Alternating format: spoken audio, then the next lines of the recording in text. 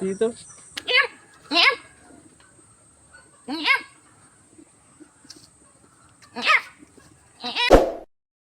Please subscribe my YouTube channel.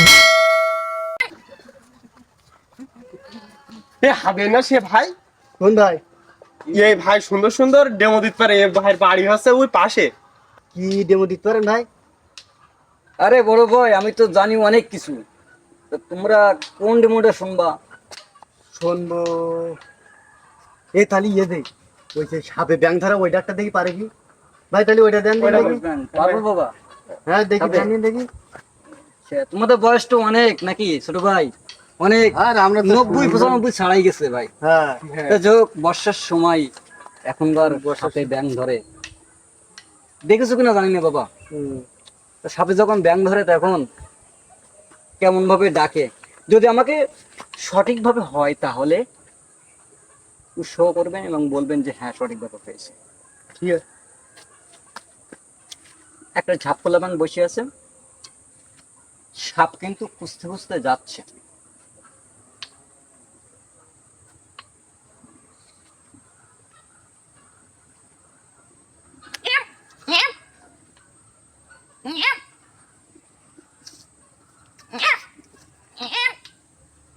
সত্যি তো পেরেছে।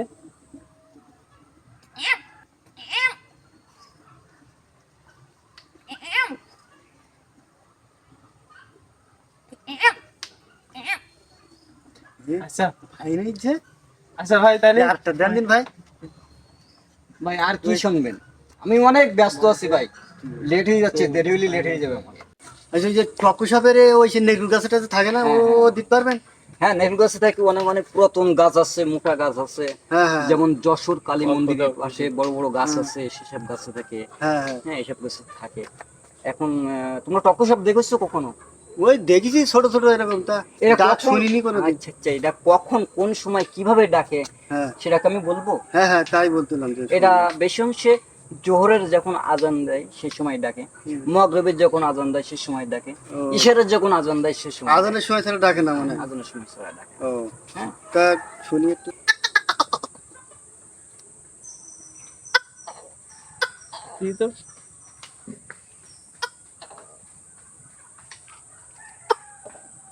পেরেছে ভাই, পেরেছে।